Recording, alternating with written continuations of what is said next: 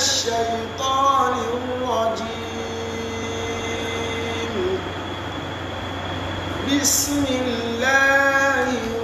الرحمن الرحيم. ولتكن منكم أمة يدعون إلى الخير ويأمرون بالمعروف وينهون عن المنكر وأولئك هم المفلحون. يا طيب الأسماء يا من هو الله ومن لا يسمى ذلك الاسم إلا هو ومن كل ما نشكوه يا رب عافنا كأيوب إذ عافيته بعد بلواه فمن كان من ربي فإنك ربه ومن كان من مولاه فإنك مولاه فأنزل علينا المن يا من بمنه على قوم موسى أنزل المن والسلوى على قوم موسى. أنزل المن والسلوى. يا رب قد جئت ذرعا بالهموم وقد رجوت فضلك أصلا ثم لم أزل رجوت فضلك أصلا ثم لم أزل أرجوك والحال لا يخفى عليك ولا ما كان لي من حياة البؤس والعقد ما كان لي من حياة البؤس والعقل. وقد تعلمت علم الدين في لغتي أنزلت فيها كتاب الذكر والمثل أنزلت فيها كتاب الذكر والمثل. صرفت فيها حياتي من بدايتها إلى أواسطها والنفس في شغلي إلى أواسطها والنفس في شغلي. لكني على غير جدوى في الحياة وقد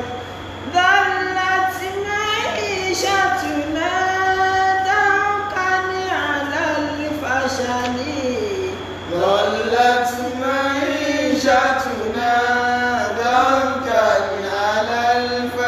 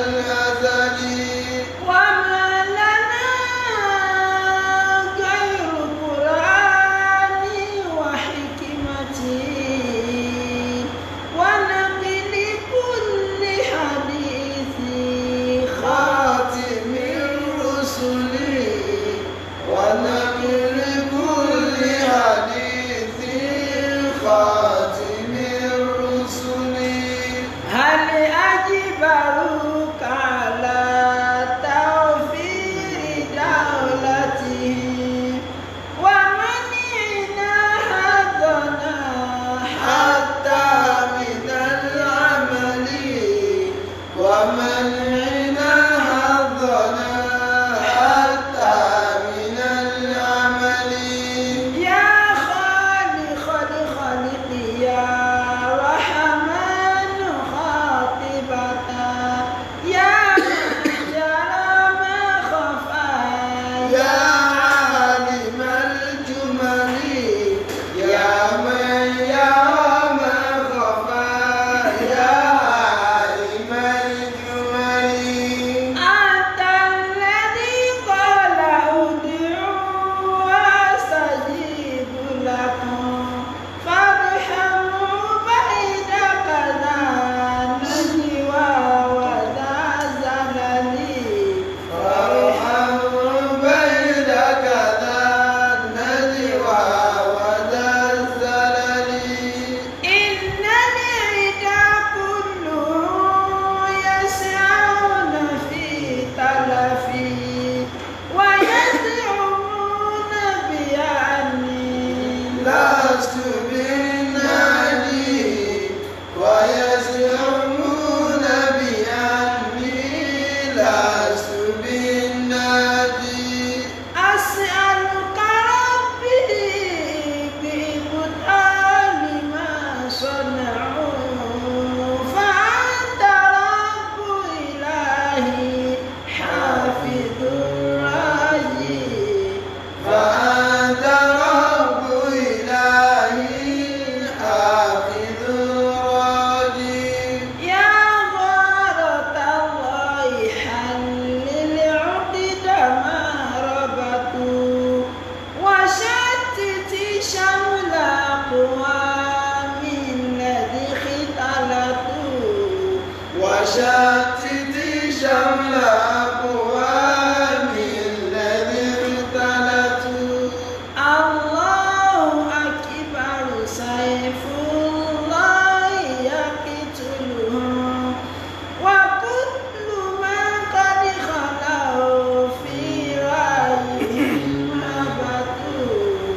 وكل ما قد خلوا في رأيهم هبطوا فسيكون عليهم ما قد يظنون بنا سرا وجهرا بسم الله الرحمن سرا وجهرا بسم الله الرحمن سرا وجهرا بسم الله الرحمن سرا وجهرا بسم الله الرحمن أعوذ بالله من الشيطان الرجيم بسم الله الرحمن الرحيم ولما ضرب ابن مريم مثلا إذا قومك منه يصدون وقالوا أآلهتنا خير أم هو ما ضربوا لك إلا جدلا بل هم قوم خصمون. أعوذ بالله من الشيطان الرجيم. بسم الله الرحمن الرحيم. الحمد لله والصلاة والسلام على أشرف المرسلين محمد بن عبد الله صلى الله عليه وسلم وعلى آله وأصحابه ومن سلك مسلكه ونجى منهجه إلى يوم الدين وبعد. adúpẹ́ lọ sí ọ̀dọ̀ Ọlọ́run alhamdulillah atọrọ àlékún ìkẹ́ àti ìgẹ̀ fún aṣíwájú ẹ̀dá ànábì wa Muhammad sallallahu alaihi wasallam. ìkẹ́ Ọlọ́run kó máa bá ànábì àti àwọn aráàlú àtàwọn sàhábà rẹ̀ àti gbogbo àwọn mùsùlùmí tí à ń tẹ̀lé ojúpọ̀nà tí ànábì wa sallallahu alaihi wasallam tó filẹ̀ títí ó fi di ọjọ́ ògbédè alkiyama Allahumma amin. A rí pé gbogbo alẹ́ ọjọ́ Jímọ̀ àbáyé nǹkan tí a máa ń gbéyẹ̀wò òun náà ni tafsir al-Qur'an al-Karim. A sì ti tú ibi tá à ń tú lọ náà ni suratul Mulk, suratul Qalam. Ibẹ̀ ni adé níbi tí a ti ń tú débi tọ́nà sọ yí pé wa innaka la'ala khuluqin azim. Ìyẹn ò ní jẹ̀ẹ́dógún pé ìwọ ànábì òun ni òfin níwà tó dáa jù. Awala fẹ́ máa sọ àwọn ìwà oúnjẹ Ọlọ́run fún wa pé a pẹ̀lú orí ayá, ṣùgbọ́n níjẹjọ a ṣe nítorí ìdí kan sí kejì kò jẹ́ kí a ṣe. Ní òní náà tafsiri náà láàṣẹ, ṣùgbọ́n kì í ṣe tafsiri suratul Qalam. Ọ̀rọ̀ ànábì wa Isa alayhi salatu wassalam, yóò bá ní tí iná ọ̀bà kan lásọ ẹ̀jẹ̀ ò lè tẹ́lẹ̀ ìkaná tí àwọn kan bá ti ń dìde wípé àwọn fẹ́ máa da ẹ̀sẹ̀ rú kò ní jà náà. Àwọn kan gbọ́dọ̀ dìde lórí pé kí wọ́n máa ṣàlàyé rẹ̀ wípé bẹ́sẹ̀ ṣe rí ni o, kì í ṣe torí àwọn ẹni yẹn o làwọn fi ń ṣàlàyé. Wọn ò wúwo tó ìyẹ́ ẹ̀fọn lọ́dọ̀ wa. Téèyàn bá ti wà mọ́ báyàn fa nǹkan láíláí kì í ṣẹni tí ọmọ kí ó nítorí pọ́rọ̀ ẹ̀sìn ni a sì ń tó wà lákìíyèsí. Gbogbo ẹnikẹ́ni tó bá sọ yí pé ọ̀rọ̀ kí ó kọ́ là ń sọ yìí ọbẹ̀ bá yára ẹjẹ́ bí ẹ̀sìn ni ó wallahi lazim ẹ̀mbásí ní kó rí bẹ́ kọ́ bọ́ tàtà wájọ fúnra wa lẹ́nu kẹ́ni kò ní túmọ̀ rárá. Bíyẹn bá ní òun ọmọ kí ó yọ́ ma gba ọ̀rọ̀ àwọn àfáà sọ ṣùgbọ́n kò ní sọ́rọ̀ ẹ̀dẹ́ tó jẹ́ pé ẹ̀yẹ gbẹ́dàjẹ́ sí wà bá mi ọgbọ́rọ̀ àwọn àfáà sọ ni pé wọ́n ní ilé ìbò ṣe rí ní inú ẹ̀sìn, ẹni tí ó bá ṣe báyìí ìyà báyìí ní bẹ́ fún àwọn àfáà sọ báyìí. Ṣùgbọ́n púpọ̀ wà sọ́rọ̀ ẹ̀dẹ́ olùdájọ́ ẹ̀sìn ìsìláàmù yìí ẹnikẹ́ni tí ó bá gbọ́ èdè Lárúbáwá má pèrè láàfà nítorí wọ́n lè pèrè ọ̀bá pèrè ń ṣe rú ọ̀bá pèrè ń ṣe gé tó wà láti ẹnu. Ṣùgbọ́n èdè Lárúbáwá yìí tó bá fẹ́ mọ kò mú òkun ẹ̀sìn ó ní ṣé èdè kan lárúbáwá ni èdè ní ìdìrìnrìn ni ọ́. Tí ọba bá páàkì mọ́tò lẹ̀ ọba ìwọ náà páàkì mọ́tò lẹ̀ yìí tí wọ́n bá fi tì sára nǹkan máa jẹ́ kí nǹkan lápọ̀nlé wọ́n ní mọ́tò kábíyèsí rè ìṣègbè òun náà léńjìn bí ọkọ̀ tí kálukú náà ṣe léńjìn wọ́n sì rẹ̀ kó sínú bí ọ̀sẹ̀ ṣùgbọ́n wọ́n ní ọkọ̀ tani ọkọ̀ kábíyèsí. Èdè ní èdè Lárúbáwá èdè lédè Yorùbá ṣùgbọ́n ó ti di èdè Al-Qur'ani kì í ṣe ordinary èdè. Ó ti di èdè Al-Qur'ani, ó ti di èdè Islam kì í ṣe ordinary èdè. Ọlọ́run ti sọ Al-Qur'ani kalẹ̀ pẹ̀lú èdè wọn. Sísọ Qur'ani kalẹ̀ pẹ̀lú èdè wọn tí èsì èdè mìíràn Ọlọ́run fi sọ kalẹ̀ ń tó gbọ́lá fún lórí gbogbo èdè pátánù. Gbọ́bá ní kì í ṣèdè máa kírun Yorùbá pé gbogbo ẹ̀yìn pátá tọ́lọ́run ní í ṣe ọ̀sọ̀ èdè tipátipá ni. Ọba tó dá wa tó gbé bẹ́ẹ̀ ọmọ nítorí ní olùdájọ́ ẹ̀sìn àfikọ́ ọgbọ́ èdè wọn kì í ṣe mi mọ́ sọ́. Umaru bunu al-Khattab radiyallahu anhu nígbà tó jẹ́ àlífà Umaru ní ta'allamul arabiyya fa innaha min dinikum. Ẹ lọ kọ́ èdè lọ́wọ́ ẹ̀yin mùsùlùmí tí mo dojú kọ yóò fa innaha min dinikum torí pé ara ẹ̀sìn yín ló wà. Umaru ló sọ bẹ́ẹ̀ radiyallahu anhu. Ó sì tún sọ ní wa ta'allamul fara'id ẹ lọ kọ́ ìmọ̀ fara'id ìmọ̀ ogún pípín fa innaha min dinikum torí pé náà ẹ̀sìn yín ló wà.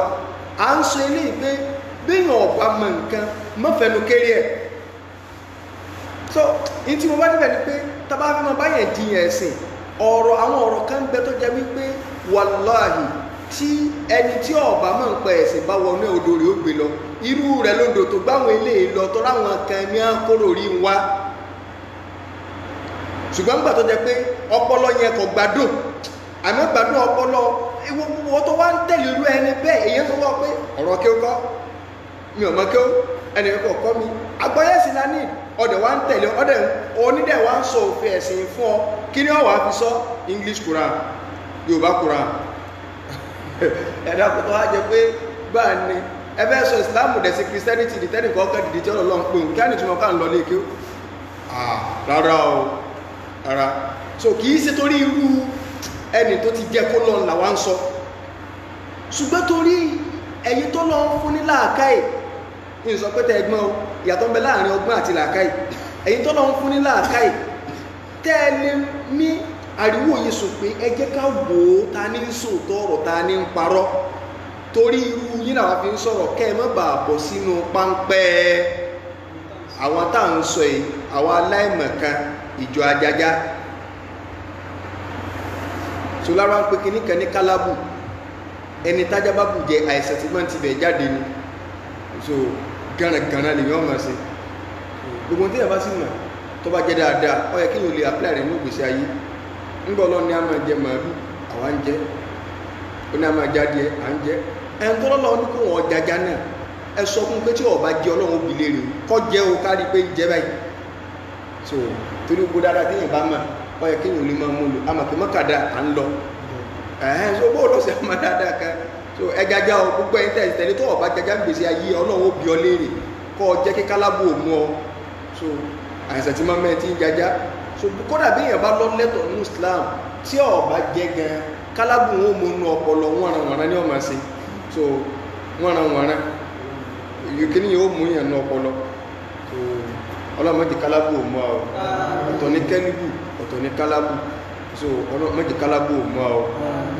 ajá àràmù ní o ọlọ́mọdé kálábù ò mú ọ ẹni tó sọ pé ọlẹ́tọ̀ọ́ láti máa jẹ́ kálábù tó yẹ ní ọpọlọ wọn náà bá ní bí bẹ́ẹ̀ wọn láàjọ kan sọ̀rọ̀ àwọn ní torí pé ẹni tí bá ti lè ń sòfin Nàìjíríà yóò dáa ẹjá kò ń bẹ́ ọ torí ẹni stress àti rojọ́ tó pọ̀ jù akẹfẹ́ sálàyé á sì gbà béèrè ìka àkọ́kọ́ náà Ànábì wa Ìsá alayhi salatu wassalam sẹ́ni tó bá ní ọ̀padà wà mọ́kó ti kú ìdájọ́ wo ló wà fún tó ti yé báyìí ìdájọ́ wo ní ń bẹ fún sáà lè kírun lẹ́yìn ẹ̀ gbogbo ńlá àkáìlì ń fẹ́ bá sọ̀rọ̀ ọ̀rọ̀ pẹ̀lẹ́rì sí ni àákọ̀ọ́kọ́ sọ pé sí Ìsá ti kú àbí ò tí kú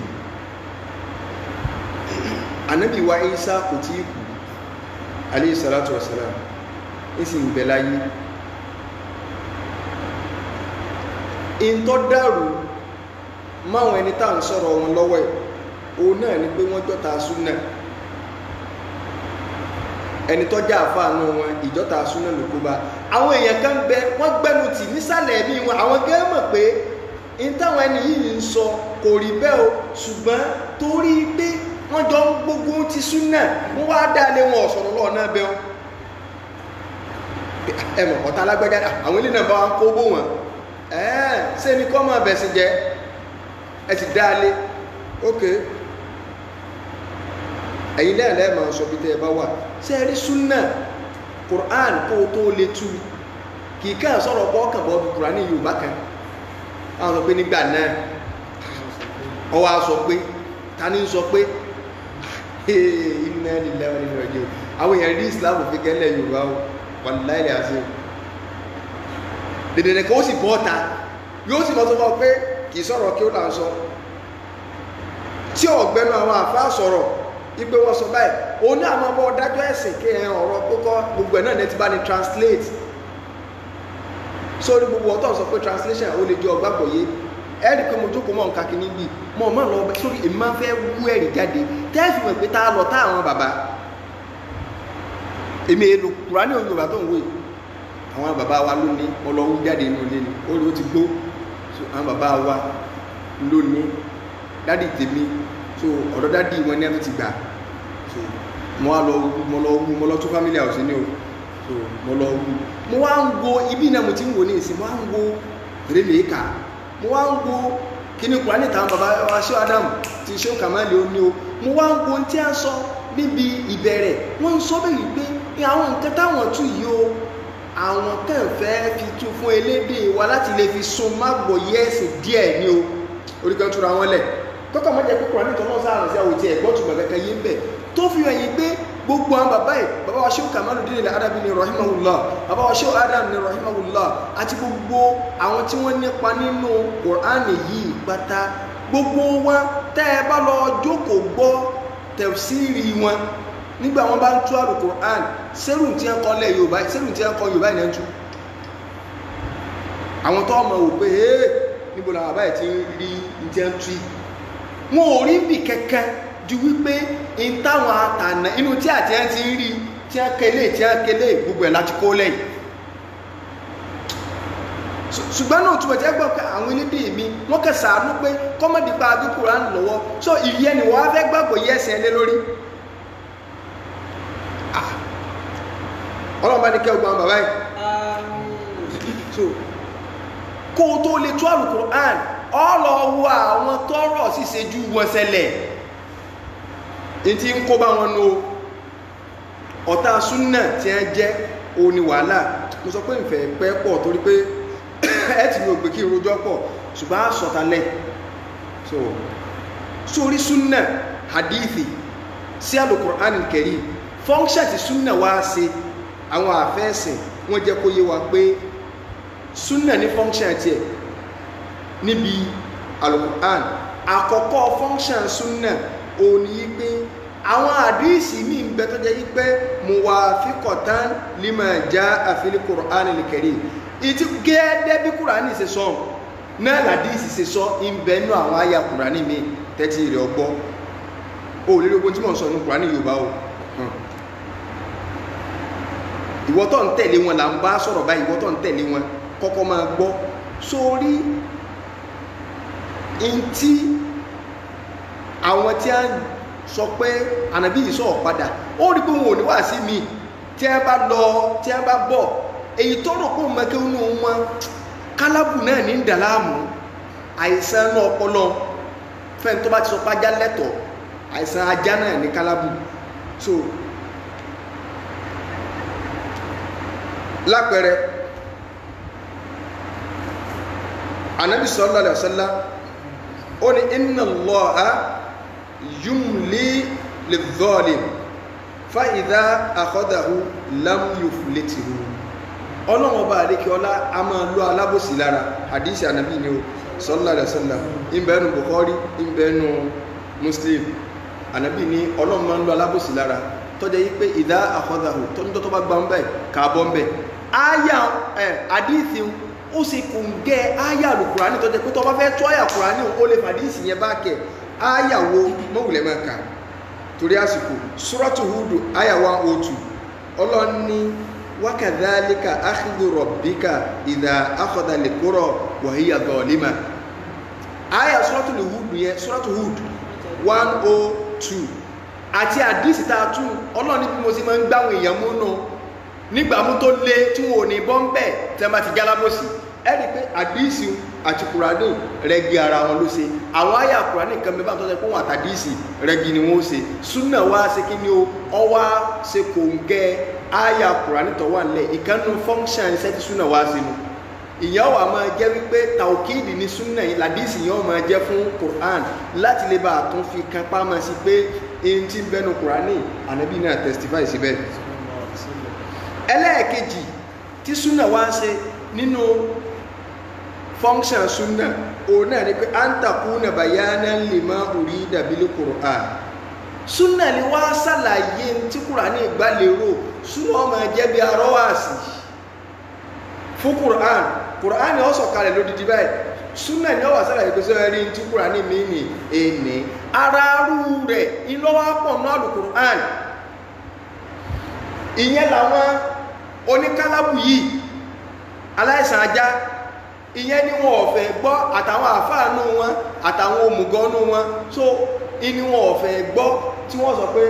àṣìntẹ́sọ́ ní sí ni pé Qur'an ò tó sáyé àwọn àfọ́ lápòjúwe àwọn àfọ́ àwa ní tọ́bọ́ wá rí bá ọ eléyìn náà wá pín ó sì kí ni ó pín ìpín àkọ́kọ́ ni pé ó lè jẹ́ bayanu lil mujmal súnà ni wá máa ṣàlàyé mujmal in tó sọ̀kalẹ̀ lọ́bọ̀rọ̀ gidi lódidi súnà ni ó wà bọ́ ọkọ̀ sí wẹ́wẹ́ tí ọba yí ọtọ́ bá ní sẹ́kúrà ní àwọn asẹ́lẹ̀ kíníkan ní àáfọ̀ lẹ́rìí tó gbogbo ẹ̀yin tẹ́ tako súnà tí ní ti gbá yín o gbogbo àwòrán ìjọsìn pátá tí ń bẹnu Al-Qur'an Al-Karim àtàwọn àdájọ́ ṣàlàyé tí Kùránì ṣàlàyé lé yékéyéké ń bẹ̀ sí èsì súnà lọ ṣàlàyé rẹ̀ ẹ kírun lọ́lọ́run sọ ẹ gba àwẹ̀ ẹ yọ zakat àsìkò owó láàkì súnà lọ sọ àsìkò táàkì ṣubú yìí wá gbá Kùránì nìkan mú má kírun bọ́lọ̀ sí ní kó kí sẹ́bọ̀n sọ fún Kùránì nìkan ni tí ẹ ń yírógbó lórí àga fún ọ tínú tí ẹ náà sì tó ń dùn ẹlòmínà tó ń náwó fúrú àwọn eléyìn ẹlòmínà tó ń sponsor wọn ẹ mọ́ra dátà fún yín mọ́ra kìnnìkan ẹ̀ẹ́dọ̀ kàbínú ọlọ́ni lórí ìdẹ̀sìn mi irú ń ta sọ ní ìsìn gbogbo àwọn àwòrán ìjọsìn tí ń bẹ náà Al-Qur'an Al-Karim ọwọ́ lọ́bọ̀rọ̀ gidi ni súnà nàbí lọ sálàyé rẹ̀ sọbi tí ó ti kírun rákà méjì tọ́lọ̀ ti ní kó kásùbà rákà méjì sọbi tọ́lọ̀ ti ní kó kí zuri ní rákà mẹ́rin sọbi tọ́lọ̀ ti ní kó kí ìṣáì ní rákà mẹ́rin magribi rákà mẹ́ta sọbẹ̀ náà Al-Qur'an Al-Karim inú fọ́nṣẹ́ ẹlẹ́ẹ̀kejì tá a sọ yí pé ó tó lálàyé náà bí rẹ̀ ó ní pé súnà ni wá sí taqyidul mutlaq in tí Kùránì bá tú lẹ́sàn pọ́nná tọ́kẹ̀tù alẹ́ báyìí súnà wà nínú ọlọ́run ò tún yín lẹ́ẹ̀kan lérò bá ní o ẹ jẹ́ kí n dé súnà dé ó dé nǹkan míì tọ́lọ́ ń tú ó tún lè takò làákà rẹ̀ báwọn àṣẹ tó gbọ́ wọ́n lọ́nà ọ̀mọ̀rọ̀ sọ dèdèrè ní ọgbọ́n ni ọ̀dà jẹ́ ń tún fún ọ lẹ́sàmpù ẹ̀yin náà ẹ̀mọ́ mẹ́sàmpù ti yín wà lábímọ́ sọ pé báwa là ń parọ́ bẹ́yìn lẹ̀ ń parọ́ ẹ jẹ́ ká pàánù pọ̀ ká sọ pé kọ́lọ́hún lánà ní parọ́ kọ́lọ́hún lánà ní parọ́ kọ́lọ́hún fìtínà ní parọ́ kọ́lọ́hún fìtínà ní parọ́. ẹ bá ń béèrè lọ́wọ́ àwọn tí wọ́n ń sọ wípé ti súnà bó kíríkà ágàtù Kùránì bó ṣe wà ní ẹ bá ń béèrè yìí pé tí èèyàn bá jalè níbo ni wọ́n ní agé tẹ́bọ́lọ́ ní ká gọ́wọ́ rẹ̀ ni ẹ béèrè pé ọwọ́ èwo láàgè kí sì ní déédéé rẹ̀ sí Kùránì sọ ìtọ́lọ́sọ náà Kùránì ní pé wà sáré kó wà sáré kọ́ ó lè lọ́kùnrin ó lè lóbìnrin fákútọ̀ wú àìdíyàwó mà ẹgbẹ́ ọwọ́ àwọn méjèèjì ẹ rí pé Kùránì ó ti sọ sápáná mutlak ó tú wálẹ̀ ẹkà gé ọwọ́ sọ ọkà gé láti bí ní àbọ́ gé bí ìgbọ̀n bí ó ti sẹ súnà Kùránì kàní ẹgbọ́wọ́ lásán súnà lọ́wọ́ adé lọ́wọ́ ní mínà lè kó ọrùn ọwọ́ lóògé o yúmúnásì ní ọ̀tún lóòtò bí ó tó gbọ́dọ̀ gùn sí ẹ wá béèrè sínú Kùránì lọ́wọ́ báwa là ń parọ́ bẹ́yìn ilẹ̀ ń parọ́ ẹ̀yìn ajájá ẹ jẹ́ ká pàánù pọ̀ ká sọ pé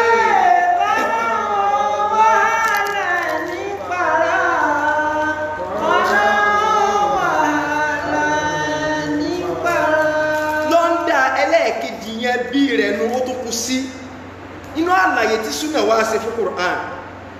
o náà ni wípé súnà Qur'an lè wá ní general àmù súnà wá ṣe taxis yọ́ wá sọ di special o tó máa ọ̀dà já tó padà kó tún lè bá yọ lọ sínú suratu An-An'am Quran chapter 6 verse 82 kí l'Ọlọ́run wí báńkà الذين آمنوا ولم يلبسوا إيمانهم بظلم أولئك لهم الأمن وهم مهتدون الذين آمنوا ولم يلبسوا إيمانهم بظلم Ọlọ́run ní àwọn tí ẹ gbọ́ lọ́n gbọ́ tí wọ́n wá dá zulumu ẹbí ìrìn lọ́wọ́ àwọn ajájá àtàwọn àfóòkòrò tí ẹ ń tẹ̀lé wọn àtàwọn tó jẹ́ wípé wọn ọ̀tẹ̀lé wọn ṣùgbọ́n wọ́n ń yọ́ sí pé ọ̀họ́ kẹ́kẹ́ ń tako súnà ẹsáàjà dáadé wọn bá wọn wúwìkúwì ọ̀dáadé àbí gbogbo kéwò lẹ́tọ́ lọ pé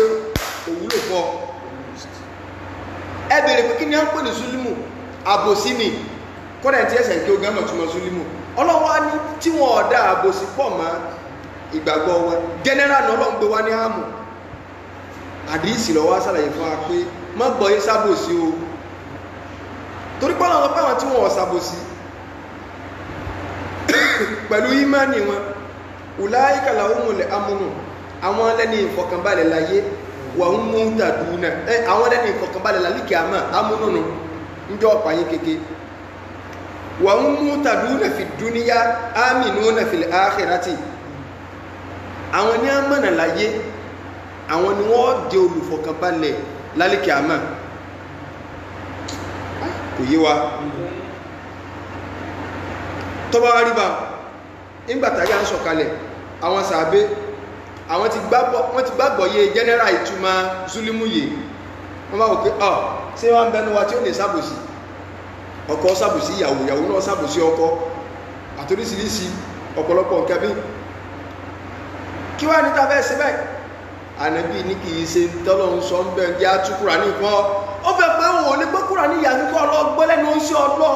in táwọn wà á fi wá gbọ́ lẹ́nu ń ṣe ọlọ́ sí bá dìísì rẹ̀ ní wọ́n kà àdìísì ní ẹbá sọ́ta ní tí ó di wọ́n mọ́ kí ó nù wàláì kìí ṣe ẹmọ́jà fi ẹsẹ̀ yẹ̀yẹ̀ pọ̀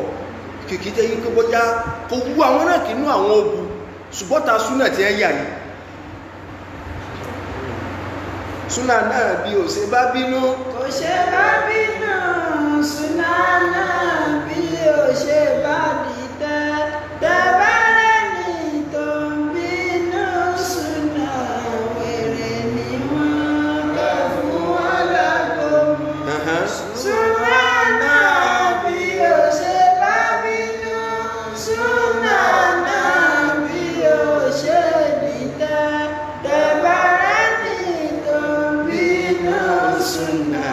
wèrè ni wọ́n kẹ́ fún wọn lágbo. sábò tútù àbí gbígbẹ náà bó ṣe gbígbó náà bó sì ṣe tútù wèrè ni wọ́n kẹ́ fún wọn lágbo. àwọn sàbí gbọ́ yé bá so wọ́n á lọ bá lẹ́bí pé àtà ànàbí ní èsè yóò so orí súlùmù ń bẹ̀ máa tún sí ṣíríkù ẹbọ lọ́lọ́run sọ ẹbọ àṣẹ àwọn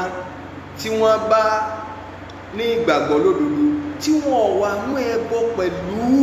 ìmánì wọn ẹjọ́ jẹ́ máa ẹjẹ́ ń gbà wà márùn-ún bẹ́ẹ̀ o sẹ́tà fẹ́sì islam ẹ̀gá islam tó tọ́ èmi ọmọ ká máa tẹ̀tù fún ajá o ọ̀gọ̀rẹ́ tí ń pẹ̀lẹ̀ mùsùlùmí ní ọgbọ́ islam yìí o gbogbo tó bá jẹ márùn ẹbọ láyé wàláì ọ gbọ́dọ̀ yọnú sẹ́ tí sí àtẹbọ tínú ẹ bá ń dùn sí ẹbọ ló fi jẹ́ pé ẹ lọ sọ́ra yín gbogbo ẹ̀yin tẹ́ ń pẹ́ra yín lọ́mọ Oòduà sórí ọmọ tó ọ̀dà bàbá rẹ̀ mọ̀ èmi èso ọmọ Oòduà o gbọ́ yí dáadáa bá so ẹ má wò pé gbogbo bí ayé bá ronú lọ ọlọ́mọ jẹ rírú ẹ̀ èèyàn bá bú mi òfin tọ́kẹ́ mi ntí àwọn bá ti gbọ́ yé nú ẹ̀sìn ń tá àdùn lé lórí táàbí kú nu ọba ni mo lúkó nu ṣùgbọ́n wọn lọ́ọ́ padà rí pé ọ̀rẹ́ lífàǹtì ọ̀rọ̀ tí wọ́n padà tà torí pé ẹ̀kúnlẹ̀ òdodo kò sí èèyàn lòdì béèyàn gbàbẹ̀ lálọ yọ gbàbẹ̀ lábọ̀ ọ̀gọ̀ọ̀rọ̀ Yorùbá gan ẹkẹ̀ ní fìyà jẹ yín ẹ̀yin gan ti fìyà jẹra yín ọ̀rẹ́ bí èmi ọ̀sọ̀rọ̀ Fúlàní àti kinní kan lọ́wọ́ la kálukú gbogbo wà látọ̀ bá wà yọ kò sí kálukú nu ṣùgbọ́n lọ́ọ̀dì mọ́wọ́ pé ilẹ̀ Yorùbá tí wọ́n fẹ́ gbà bí Yorùbá bá dá dúró tó bá dá dúró Yorùbá ò lè polówó kankan pẹ̀lú kí wọ́n bá gba nation ju pé wọ́n polówó ẹbọ lọ ẹ̀dùn ẹ̀yìn ẹ̀sẹ̀ ìwòbí tọ́rọ owó sí náà wọ́n máa ní Oòduà kan ọ̀sẹ̀ méje kan kìíní kankan kankan so a ti wà lọ́mọ Oòduà àìsí ìsọmọ Oòduà wàláhì àwọn ìsọmọ Oòduà tí wọ́n bá lọ́mọ Oòduà ní ọ̀sọ́ ní súnà gan ló jẹ́ agbọ́ yẹ́pà ìsọmọ Oòduà èmi sì lè bá gbogbo anybody Yorùbá ni mo lè bá jàjà yẹn pé mi ìsọmọ Oòduà ìwọ ní èsì ìsọmọ Oòduà tó bá lọ́mọ Oòduà ní ó kiri ẹ sọ́dọ̀ bàbá tí èsì bàbá rẹ mu sórí nínú súnà nínú ṣẹ̀rí àti wọn tá a wà yìí ìsìláàmù inú ọ̀bọ̀ sọ̀rọ̀ ẹ̀sìn ní wọ́n tẹ́ bá ti mùsùlùmí má dá sí wọ́n tó bá sì jẹ́ mùsùlùmí náà tó gbádùn ìbọ̀ sọ̀rọ̀ tó tí bá ìbọ̀ sọ̀rọ̀ so mùsùlùmí tó gbádùn lè mi bá gún tọpọlọ rẹ̀ pé n tó fi mà ní Ànábì ní man ragiba an abihi Ànábì ní la targhabu an abaikum ẹ má dínà bàbá yín tó bá bí yín o faman ragiba an abihi ẹni tó bá wá dínà bàbá rẹ̀ tó jẹ́ pé bàbá rẹ̀ tó bí ó ní nǹkan bàbá wọn fa huwa kufrun ìwà kèfèrí ní wù mọ̀ gbọ́ àwọn òkè ẹ̀ ṣe tàrí àmọ́ kó Oòduà àkọlóbí ọ ní tó fi bẹ̀rẹ̀ lọ padà sí ní òtàn wọ́n ló Oòduà wá láti ibì kan ọwá ńgbò òdélé Ifẹ̀ àwọn wo lọ́ba ṣe bí Yorùbá lọ́ba àbí ọba yàn àti ẹ̀sìsì kó Oòduà tó dé sóun lọ bí wa ni sóun lọ dá wa lẹ̀ ni kódà tí bàbá èèyàn bá ń jẹ́ Ṣàngó gbèmí tó jẹ́ pé ló kọ fámílì yìí máa jẹ́ Ṣàngó gbèmí ọba àjòdìdì máa mú kí irun gbọ̀rẹ́ ọmọ wọlé báyìí tí bàbá tí ń jẹ́ Ṣàngó gbèmí bá ti kú fámílì lè mú ti yín nù mọ́ yìí sí Ọlọ́run gbèmí mọ́ pè lọ́lọ́run gbèmí mọ́ lòdì mọ́ ní ní tí Islam ní ọmọ ẹjẹ́ náà ní kí ni ó Ṣàngó gbèmí máa jẹ́ báwọn tó bá jẹ́ pé lóòótọ́ Oòduà ló bá bí wa alimọ̀kara ní pé ọmọ mi ọmọ Oòduà ni mi ó rí pé ẹni tí wọ́n recognize ní ọba olórí àwọn ọba fún Yorùbá ní ọ̀fífì àbí ẹ̀fẹ́ ẹ̀kọ́ wọ́n recognize ẹ̀ báwọn sópe rẹ̀ lọ́mọ Oòduà sọ́ọ̀ ní pẹ̀lú àwọn lọ́mọ Oòduà kí wọ́n pè àròlé Oòduà torí àwọn mọ̀ kó Oòduà kọ́ lọ́bà wọn èmi kọ́ ọmọ sọ̀tán kí ní ń fàjà Aláàfin àti Ọọ̀ni àwọn tó Oòduà bí wọ́n dára wọn mà wá láàfin kò tó yẹ lómi ẹ mẹ́jà lọ ní ìtàn Yorùbá tán ẹ mẹ́jà lọ ní ìtàn Yorùbá tán ṣé bí yóò tó Oòduà dé ṣe bọ́ bá wọn kẹ́ àwọn bàbá wa náà lọ bá wọn nígbà tí ń fọ́ ọmọ rẹ̀ ránṣẹ́ sáwọn ìlú káàkiri sí bí wọ́n ń dé àwọn ìlú wọn ń báwọn èèyàn sẹ́lá ń jẹ̀lú àwọn tí ẹ bá ń bẹ̀ ni bóòlù ó sì á máa kiri ẹ kí Oòduà pé ọmọ Oòduà ni ọ so ní tá a bá débẹ̀ ni pé ẹbọ Ọlọ́run kórìíra rẹ̀ yóò bó sì lè gbé nǹkan kan lérí àwọn ẹ̀ tẹ̀ ṣe Oòduà nation kíríkà nation kíríkà àmọ̀tẹ́kùn àmọ̀tẹ́yí ajá ókè wọn ò ní bọ̀ ògùn padà wọn ò ní jí ògùn òòrùn lọ́bẹ̀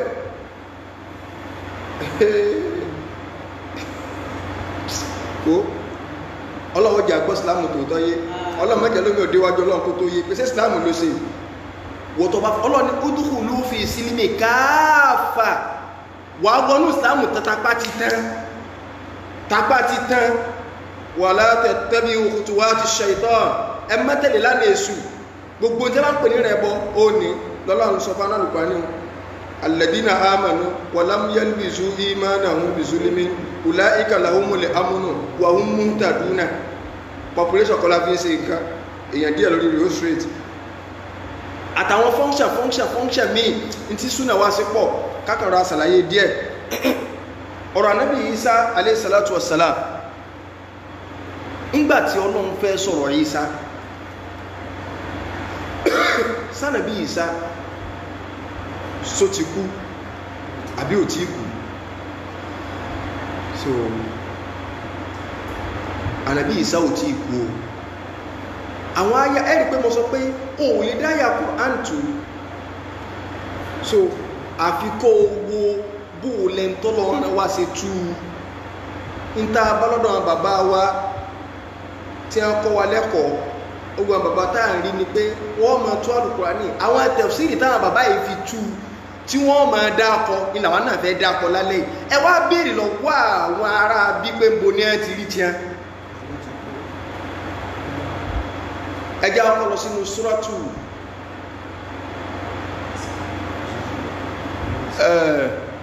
ẹjá lọ ní suratu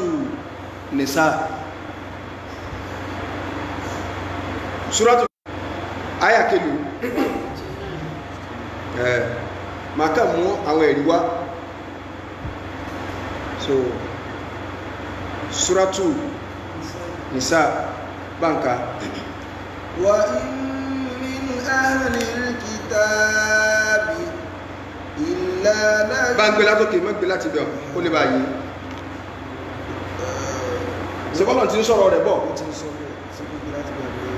wọ̀kọ́ ó lè yí ẹ̀yìn náà ni ó ti gbé láti ayakelu láti àyà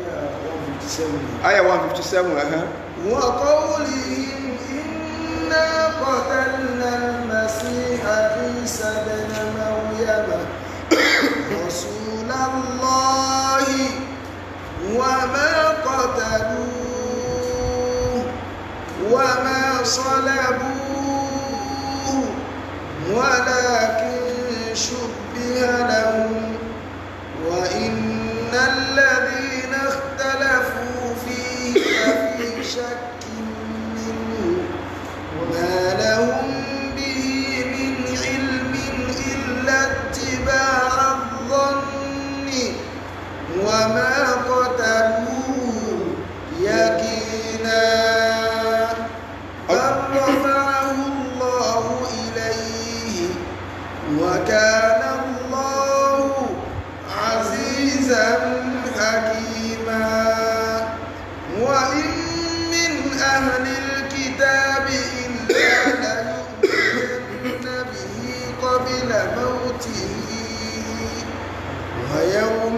القيامة يكون عليهم شهيدا. ẹ máa gbọ́ wàláyé ọmọ sí fẹ́ tí ọmọ Kùránì o ẹni tí ń fìfẹ́ ló tó Al-Qur'an tí ẹ máa ti ta ọ nígbà Ọlọ́run sọ pé Suratul Nisa àyà 157 sórí àkọ́kọ́ tafsiri tí mo gbé lọ́yìn Qurtubi náà tí báyìí tafsiri Qurtubi ìfẹ́ máa lọ Ibn Kathir ẹ ti mọ̀ kí n tí Ibn Kathir ó tù wọ́n ni àti mọ̀ kí Ibn Kathir náà máa ń dákọ̀ ní òjé nílò ọwà bí nílò tafsiri àbá Usaimi wọ́n ni àti mọ̀ kí n tí wọ́n tù nílò àbí odi méjì ìfẹ́ lo tafsiri bàbá wa Shinqiti Adwa'ul Bayan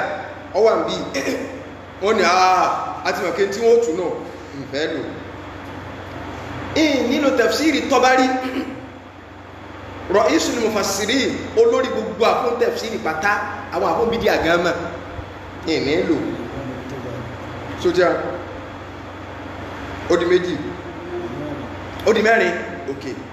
nílò àwọn eléyìn nílò tafsiri Ma'thur sójá nílò àwọn eléyìn ẹjẹ́ wọ́n lọ àtẹ̀fsìrì mi tọ́jẹ́ pé àwọn oní kìíní náà máa ń lò wọ́n máa ń fẹ́ kó ti wọn lọ́wọ́ ní tẹ̀fsìrì Qurtubi ẹ̀yọ lọ́wọ́ ní tẹ̀fsìrì sórí ẹ̀fí mo ti wà láìkì tí máa lò lálẹ́ òun náà ni ìmáàmù wa Fakhru Razi Mafatihul Ghaib torí pé ó ní ilimul kalami ni wọ́n àwọn onífìlọ́sọ́fà ni wọ́n nínú àwọn onífìlọ́sọ́fà ni wọ́n wà ó tó wá gbọ́rọ̀ wọn gan àwọn onífìlọ́sọ́fà gangan tí a tún sọ lórí Ìsá tó ẹ̀fú kódà àwọn àfáàlùsúnlẹ̀ mí ẹgbà ti kéyìn olo tafsiri Fakhru Razi mọ̀mọ́ fẹ́ lò ní kó lè bá mọ̀ pé ẹ̀yin ní nǹkan ṣe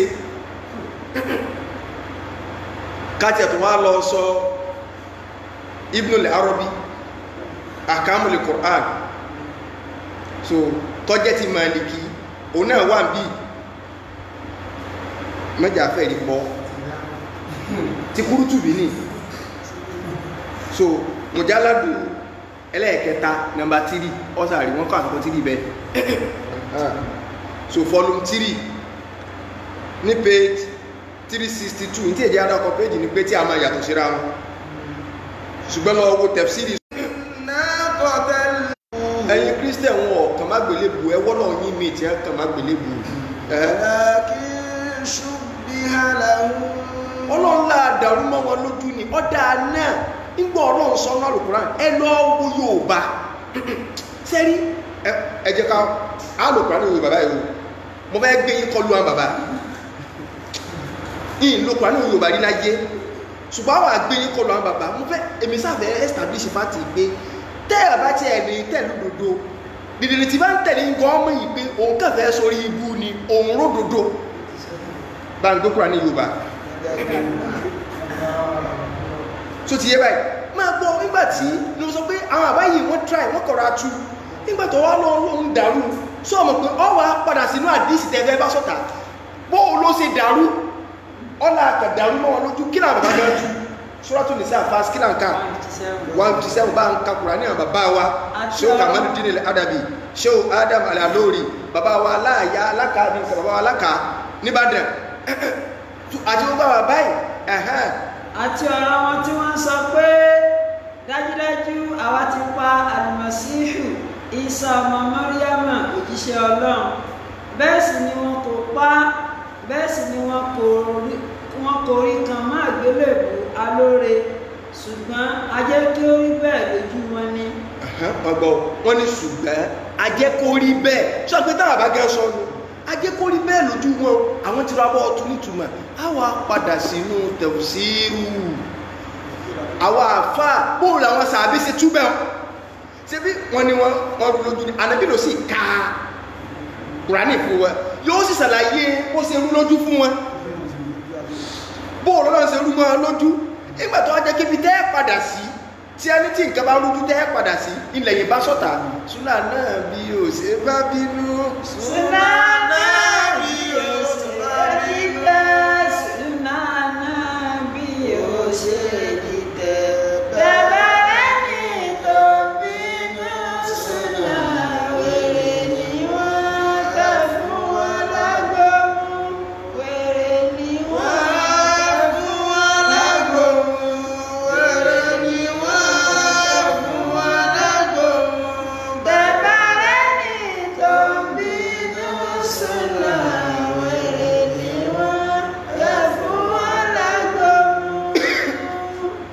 nígbàtí bàbá wa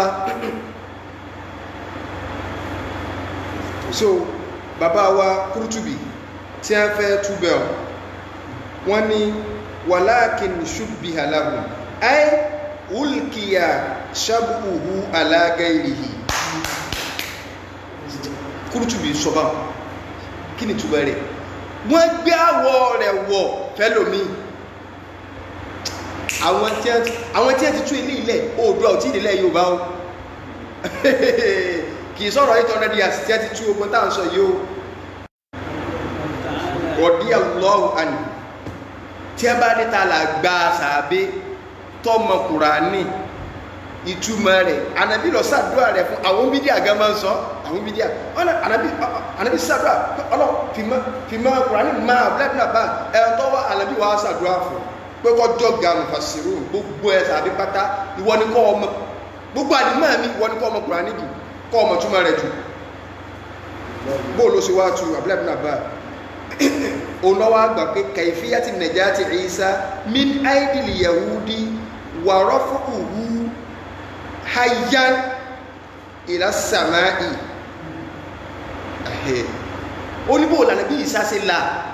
kó lọ́wọ́ àwọn yahudi tí wọ́n fẹ́ pa tọ́lọ ń gbé lọ láàyè sókè Ọlọ́run gbé lọ láàyè sókè bó ló ṣe là ó ní lamma arada Allahu an yarfa Isa ila sama nígbàtí Ọlọ́run fẹ́ gbé Isa lọ sókè sama alayhi salatu wassalam Abdullah ibn Abbas oní sàlàyé yẹn pé Isa wà ní ilé àwọn ọmọ ẹ̀yìn rẹ̀ 12 ní ẹwà ń bẹ́ minal hawariyyin Ànábì Isa wá jáde sí wọn láti inú àárín inú ilé báyìí orí rẹ̀ ń kán fún omi wàrà tù yaqturu máa so tí báyìí orí rẹ̀ ń kán fún omi tó báyìí Isa sọ pé inna minkum man yakfuru bi 12 marra ba'da an amana bi ìbẹ̀nú ẹ̀yìn ọmọlẹ́yìn mi yóò tẹ́ẹ̀sì tako mi tọ́jẹ́ yí pé lẹ́yìn ìgbà tó ti gbà mí gbọ́ yọ́ bí mẹ́rin bá sí ń fluctuate yọ́ máa lọ bẹ̀ yọ́ máa lọlẹ̀ yọ́ máa lọ yọ́ máa bọ̀ yọ́ máa bọ̀ yọ́ máa lọ ìsànsọ̀bà ìsáwá níta nínú yín tí ó jẹ́ kí ìgbé àwọ̀ mi kó gbé wọ̀ tó jẹ́ pé oní ọ̀wà wà nípò mi tí ó sì lè wà pẹ̀lú mi tọ́jọ́ gbẹ̀rẹ̀ kìámẹ́ tí ó sacrifice tí ó fi ẹ̀mí rẹ̀ lẹ́kún wọn pa tọ́rọ àwọn tó fẹ́ pa mí ti ń plan bọ́ faqama shabun min ahdathihim sinnan ẹ̀rì pítà bá rí ilé-ìlú ọ̀dọ́ ni pé ẹjá dàrú àwọn arúgbó mọ́ máa sẹ́yìn wọ́n ní ẹni tó kéré jù láàrin wọn faqala lahu ijlis Isa ní jókòó olódìdé pé èmi ni mo sacrifice láti fẹ̀mí mi rẹ̀ so Isa ní ó jókòó ní rárá ó tún dìde padà ó tún lọ jókòó ọ̀dà náà bọ́ọ̀lù bí wọ́n ṣe gbé àwòrán Isa wọ̀nù Isa wá ní ẹ̀yìn lẹ́wà náà lé ibi àjà náà ni Amẹ́ríkà láwọlé tí ẹ fi gbé Isa lọ gbogbo wọ́n sì ń wò àwọn méjèèjìlá wọ́n gbé lọ nígbàtí wọ́n dé àwọn tí ẹ ń wá wọn wọ́n mú ẹni tí ọjọ́ Isa tó jókòó láàyè rẹ̀ tọ́jọ́dọ̀ ó sì yí àwọn mọ́kànlá yòókù pé ṣéjú wọn ló fi ṣẹlẹ̀ bí ẹ sì pánù ìgbà wọn pa àwọn mọ́kànlá tó kù ní bá pín mẹ́ta wọ́n ti jẹ́ wọ́n pa ó ní ẹfi ní ẹkùlú àwọn mágbèlébù wọ́n pa wọ́n dé ládé ẹ̀gbẹ̀ ọ̀dá fàkọ́ láti fírikọ̀tún àwọn kanú wọn ní kana Allahu fina ma sha wàlá Ọlọ́run ní sálàrí àwọn tó páyá ẹni tí a pa náà mọ́ sẹ́rẹ̀ wọ́n ti pa wọ́n ti lọ wọ́n ti gbókù lọ ọwọ́ àtọ́ àmọ́kànlá ọdún wọn ní sẹ́rí ẹgbẹ́ aṣọ ìtọ́rọ̀ fúnra wa àwọn kan sọ wọn bá wọ́n ní wàláhì Ọlọ́run ní Ìsá láàrin wa o òun gẹ́gẹ́ lọ́lọ́run o so ti bẹ́ẹ̀ fún mọ̀ sọ ara ilẹ̀ sàwọn ó ti padà sáàyè rẹ̀ wọ́n kẹ́ wà lé ayé wá ṣeré ni o fàáwù láìsẹ́ ráwọn tí ẹ nígbàgbé léyìn tí ẹ ní Ìsá wàlẹ́ Ọlọ́run ní ọkọ̀ wà sáàrin wa ni ó ti padà lọ sáàyè rẹ̀ náà àwọn yẹn ní ń pè ní Yakubiyya ẹbí lọ́wọ́ àwọn olódò àtàwọn àfọ́òpònù tí ẹ gba sàdá ní ike tí wọ́n mọ́ gbogbo àwọn oníẹ́ ń pè ní Yakubiyya ó dé ní o ta ní sọ̀rọ̀ Abdullah ibn Abbas ẹni tí làákà rẹ̀ tó rò straight sàbí ní sọ̀rọ̀ sàbí túkúrà ní ẹnìkan tí wá ń jajá wá sọ yí pé òun ọ̀gbọ́yé ó lè gbọ́yé ẹran ajé ò lè jẹ́ kí làákà yóò straight náà kálábù lọ wọnú rẹ̀. Àwọn fíríkọ̀ kejì ní káànà fínà ibnu Allahi ma sha wọ́n ní ṣe rí ọmọ Ọlọ́run lọ́wọ́ láàrin wa ọmọ Ọlọ́run so dádì rẹ̀ wà sánmà so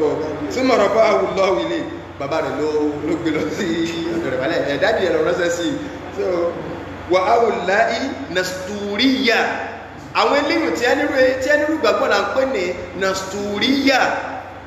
ẹtú bá àwọn ajájá lérè pé kí ni ẹ ń pè ní nàstúríyà àtàfáwọn tí máa ń rábójú báyìí lórí àga ó di mélòó jàmá Ọlọ́run ní jẹ́ kálábù mú yín o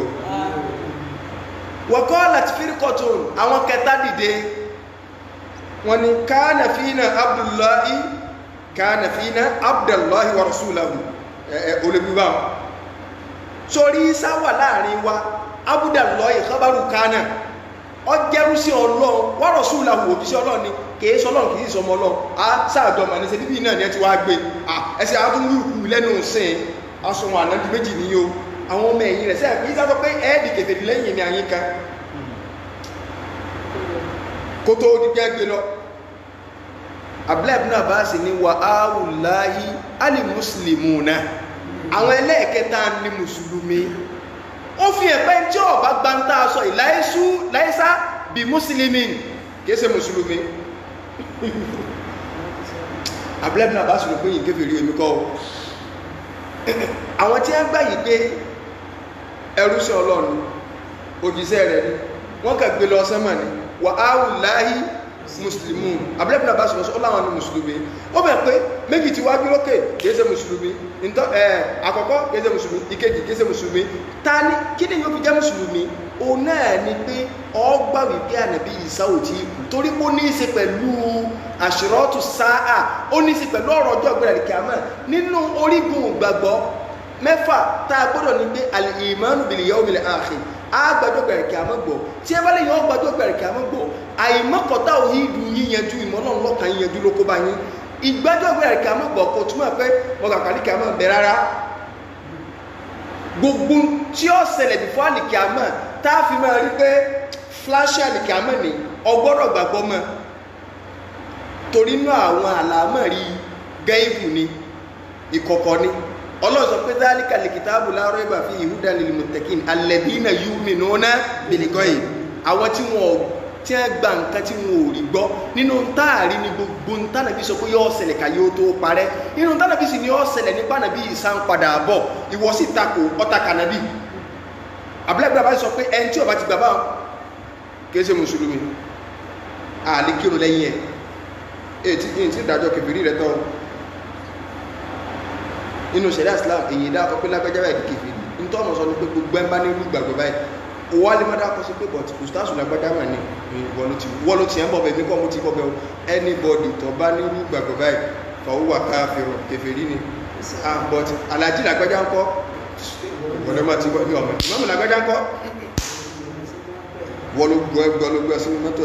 wọ́n wá ní fatazọ́ àrọ́tìlì káfíìrà táni alàlì mùsùlùmí faqataluha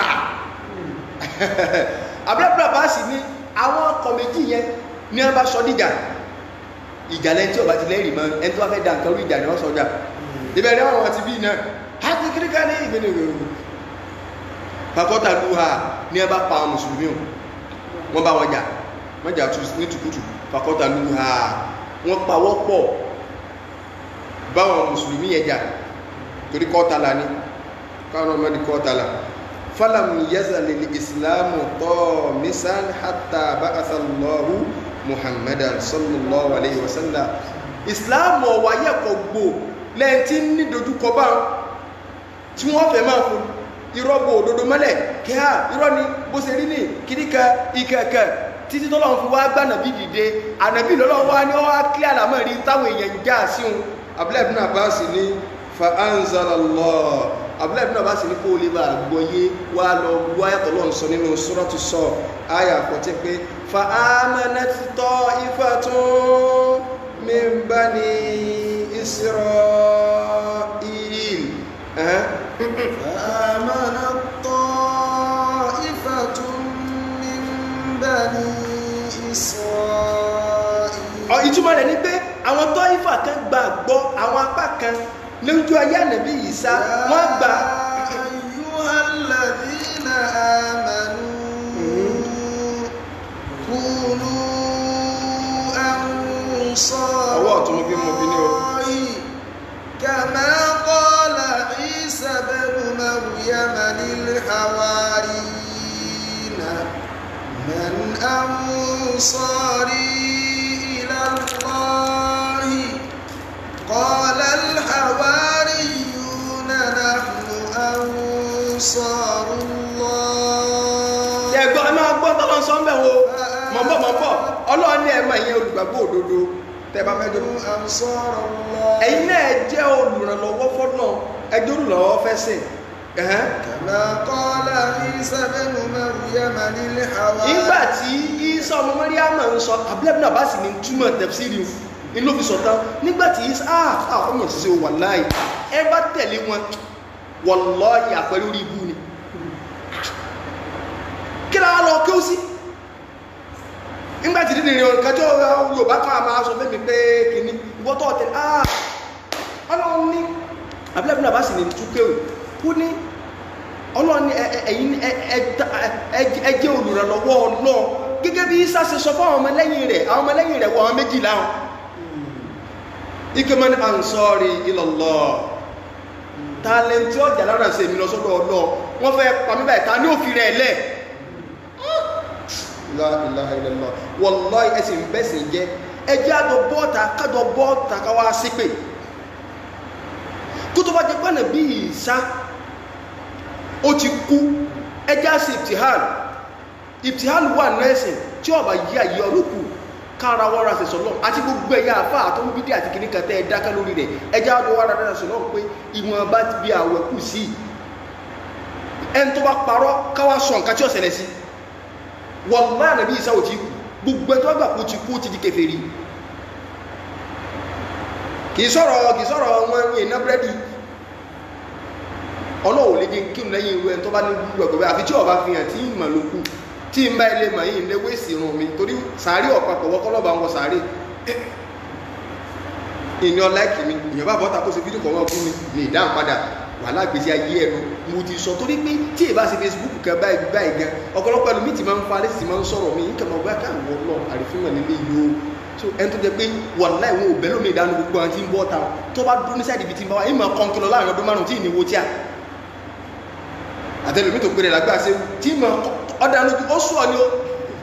wàláì kìí ṣe pé ń fọ́ǹpù tó wá nínú fọ́ǹpù mọ́ fọ́ọ̀nù ní tí ìyẹn bá ní ẹ̀fí máa ń fọ́ǹpù ìfowó fọ́ǹpù tó ti yọ báyìí tí ń kọ́ńgó tára ọ̀tọ̀ torí ọgbọ̀n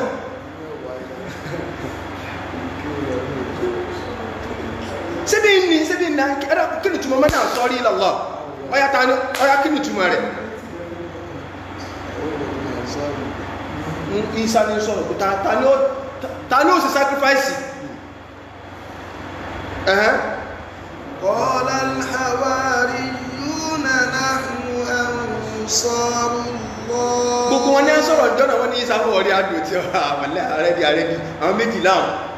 méjìlá wọn ò lè mọ̀ túnmọ̀ rẹ̀ ó padà ní tafsiri ní súnà náà bí ò ṣe bá bínú súnà náà bí ò ṣe bá dìtẹ̀ bàbá rẹ̀ ní tó bínú súnà wèrè ni wá ẹ̀fún alágbòmù wèrè ni wọ́n ẹ̀fún alágbòmù wèrè ni wá ẹ̀fún alágbòmù bàbá rẹ̀ ní tó bínú súnà wèrè ni wọ́n kà fún alágbòmù. ewu àdúrà àwọn tí wàláhì tí wọ́n ti bọ́ sínú ìgbèkùn àwọn olórí ibú yìí in tó ní í ṣe pẹ̀lú ìgbàgbọ́ ni in tó ní í ṣe pẹ̀lú àdì ọkàn ni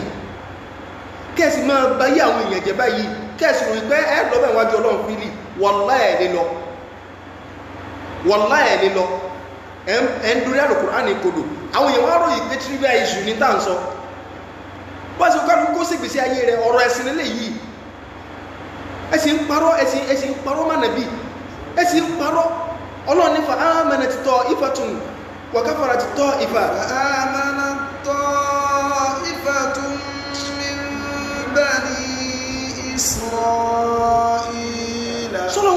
jù báyìí lọ ni. وكفرت طائفة ọlọ́run ní àwọn kan wá gbàgbọ́ àwọn kan takò síbí nàbílẹ̀ náà bá sì ń tú síbí bẹ́ẹ̀ náà ní ìjà ń ti ṣẹlẹ̀ wọ́n ti gbé lọ wọ́n wá ń jà àkànní ìrọ̀ ni ọlọ́run láàrin àwọn fàámà ní tọ́ ifá wà káfàrà ti tọ́ ifá nìyẹn àwọn kan gbàgbọ́ pé wọ́n فأيدنا الذين آمنوا على عدوهم ọlọ́run ní fa ayyadna alladhina amanu àwọn ọlọ́run wá ran àwọn olùgbàgbọ́ òdodo àwọn mùsùlùmí àwọn agbókẹta ara wọn lọ́wọ́ lórí àwọn ọ̀tá wọn Abdullah ibn Abbas ní ìtumọ̀ pa ara wọn lọ́wọ́ ni wípé ọlọ́run padà gbá Nábì dìde lẹ́yìn ọ̀rẹ̀yìn láti wá testify sí pé gbogbo ń tẹ́ ẹ ti ń dàrú bọ̀ lóòótọ́ lẹ kọ́ńkà àwọn mùsùlùmí yẹn ní ti ìbò ṣùgbọ́n Nábì ni ọba yìí clear rẹ̀ tí ó ṣàlàyé bóòlù àrẹ bí ó ṣe wá clear rẹ̀ ọlọ́run ló ń gbé dìde sí bínú àdìsí ẹ̀ lẹ́ lọ padà.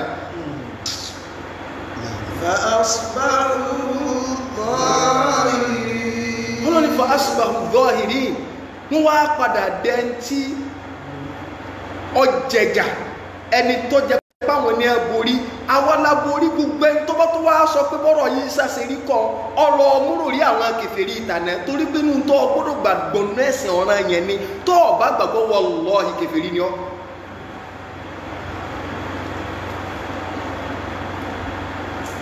kèfèrí ni ọ́.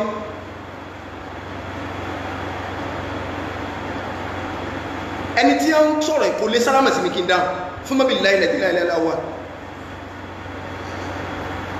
ìní dáhùn ọgbẹ̀sí yé ni Islam ẹ̀sẹ̀ compromise pé kì níkà ẹnìkan náà bá ń wọ sàárè mi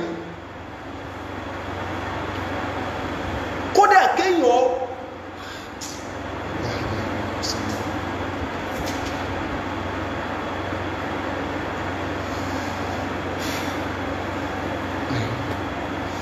kí ló wá wí ayàtọ̀ tẹ̀lé wa in min alil kitab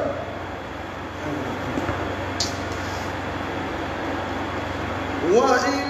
من أهل ayàtọ̀ tẹ̀lé bal rafa'ahu Allah بل رفعه الله إليه ọlọ́ni wa innal ladina ikhtalafu fihi àwọn tí ń jiyàn tí ń ya pẹ̀lú lórí ọ̀rọ̀ Ìsá mọ́gbẹ̀lẹ̀ òkè ní ọlọ́ni lafi shakkin minhu iye méjìlá sẹ́ni ما لهم به من علم إلا اتباع الظن ọlọ́ni wọn ò ní ẹ̀rí kankan wọ́n kàn tẹ́lẹ̀ dọ́nà èrò lásán èrò ẹ̀yìn nìkan máa yí bóró lórí àga kan ó sì rò pọ̀ ń dá sí tọ́lọ́run gbogbo ọ̀tọ̀ ń dá sí irú rẹ̀ wallahi ẹni tó dá sí wọ́n jà kò bínú ọlọ́ni. وما قتلوه يقينا ọlọ́run tó wá parí ọlọ́run wà máa kọ́ta ló yẹ kí ní àníwọ̀n ọ̀pá ní reality sọ́lọ́ wọ́n sọ̀rọ̀ kí láti báyìí lọ ní tẹ́bí náà bàbá náà tú ì wà máa kọ́ta ló yẹ kí ní kí lọ́lọ́run wá lọ ṣẹlẹ̀ bal rafa'ahu Allah ọlọ́run ní mi ọlọ́run mo gbé wá sọ́dọ̀ mi ni tí ó rí yín bá pé ẹni ọlọ́run gbé lókè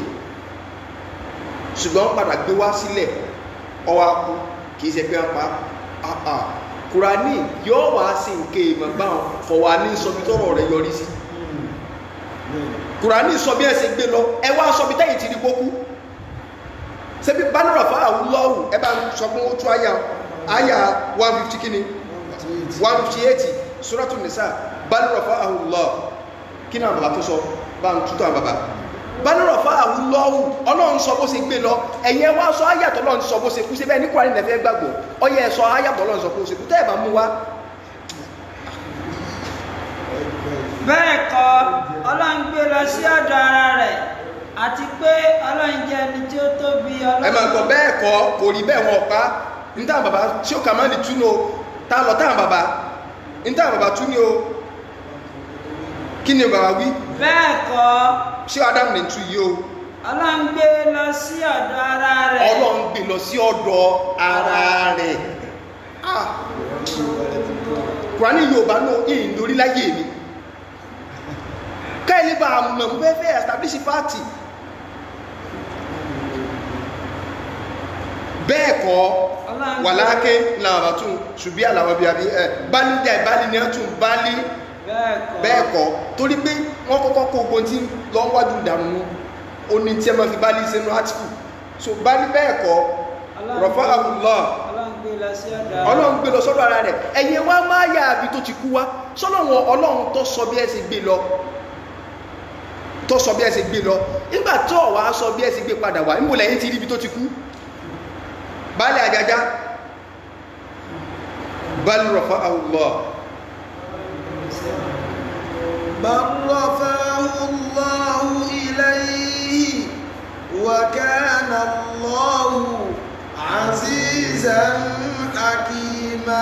ọlọ́run ní azizan hakima ọba ẹgbọ́n gbọ́ sórí àwọn tọ́lọ̀ máa fi ń parí àyà Qur'an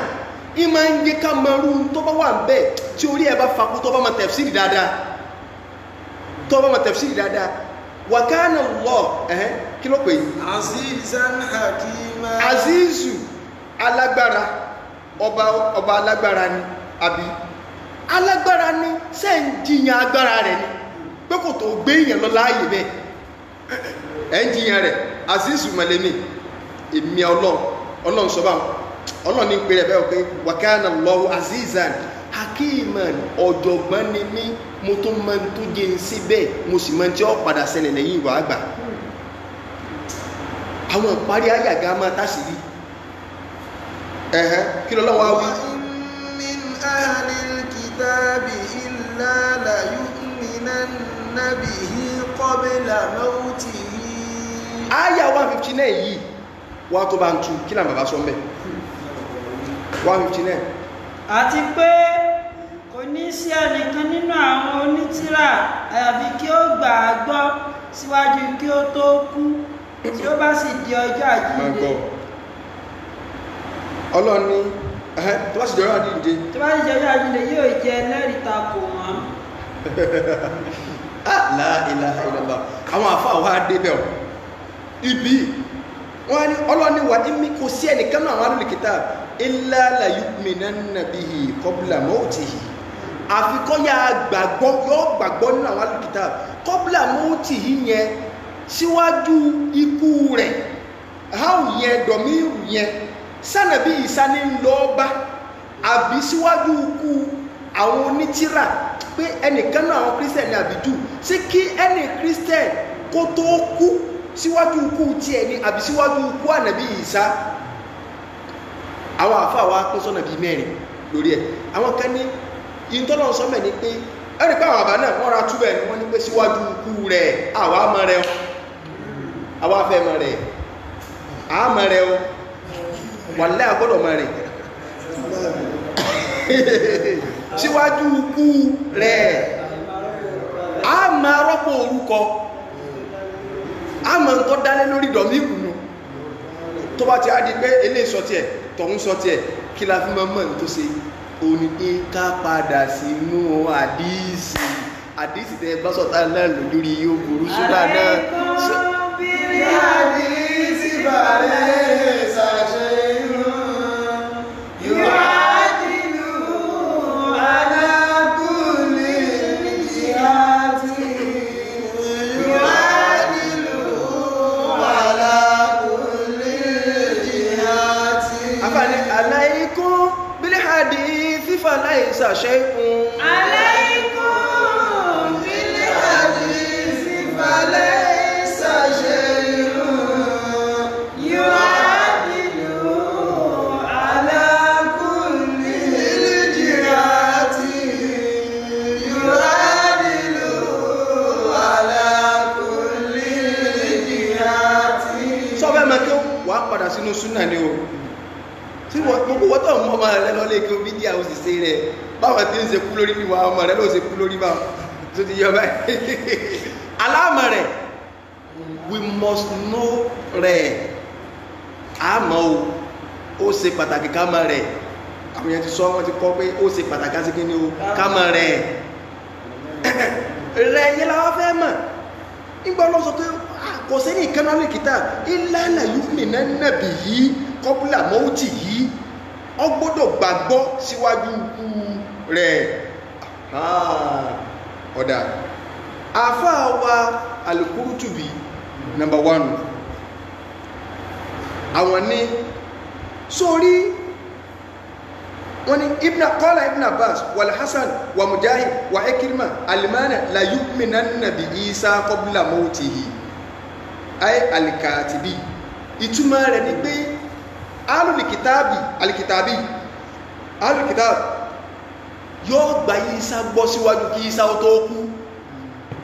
in tí Qurtubi gan kọ́kọ́ tún ní o wọ́n lẹ́n tó sì sọ bẹ́ẹ̀ so ti báyìí wọ́n lẹ́n tó sọ bẹ́ẹ̀ ni Ibn Abbas Hasan afáwa Mujahid àwọn tí wọ́n sọ yìí Ikrima àwọn tábì tí a kí ó lẹ́nu Ibn Abbas tó ń lò àwọn ọmọ kí ó rẹ̀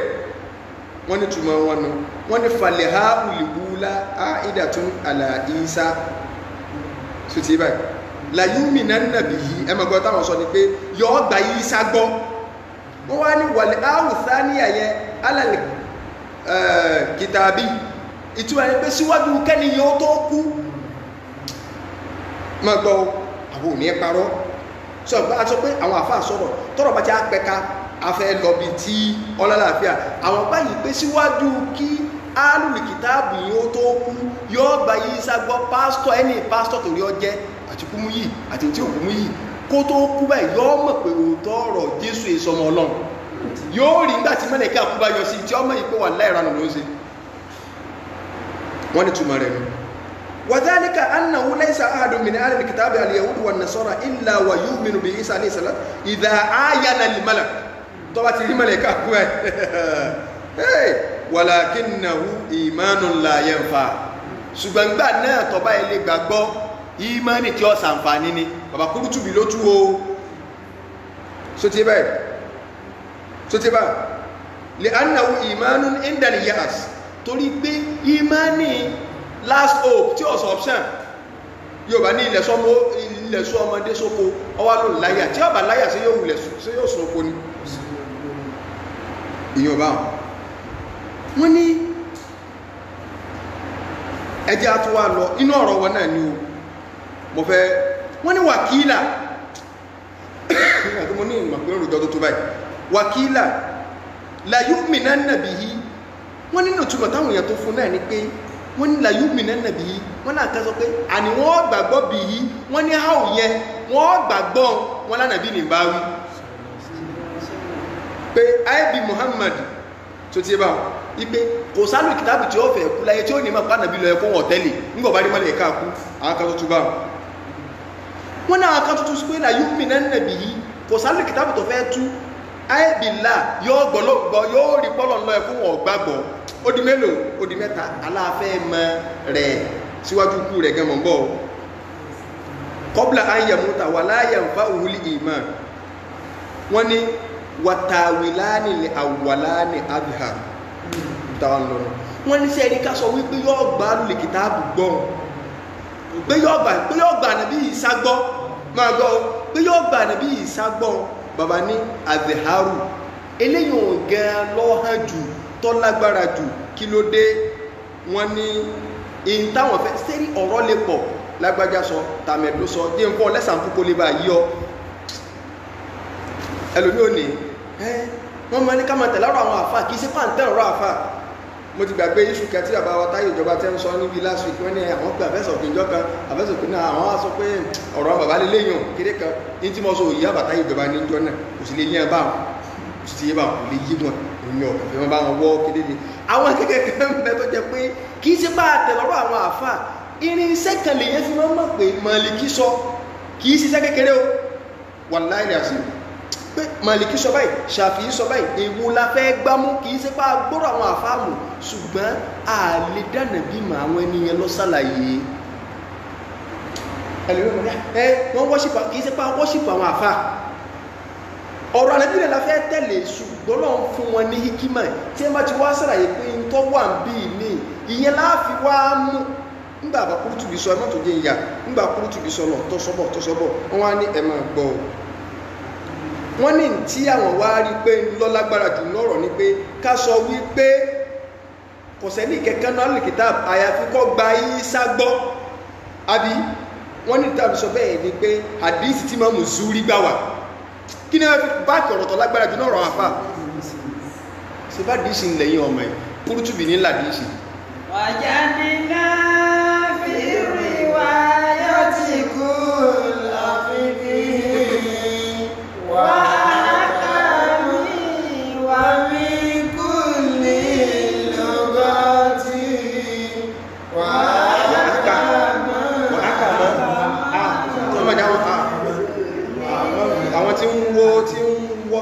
tí ń wo kíkọ́ mú wọ́n.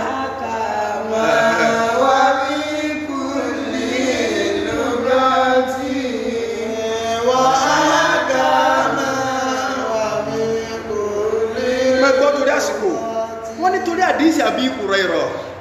ẹ̀ẹ́dẹ́ tó fẹ́ gbó kọ rẹ̀ ní kúrútùbí nkóòtì kúrútùbí tó ti kọ tí àyí ilẹ̀ oòdùà ò tí ìrìnrìn ìyà délẹ̀ Yorùbá ìrìn ìyà tí ẹ̀ẹ́dẹ́gbẹ̀ bàbá yín ó ní látọ̀dọ̀ ànàbí ó ní àdísì táàrí láti mọ̀ yìí pé ìtumọ̀ tó tu o náà ní pé kò sálùlì kìtàbì kan àyàfi kó gba Ìsá gbọ́ síwájú kánàbí Ìsá ó tó kú yóò mọ̀ ẹni tó bá báláyé ń jọ tí Ìsá bá padà dé yóò rí báyìí pé yéè òsì yẹn ni ó wà náà ìsìlámù lẹ́yìn kó òun ṣe máa gbọ́ kílẹ̀ rí wọ́n ní ànábì sọ wípé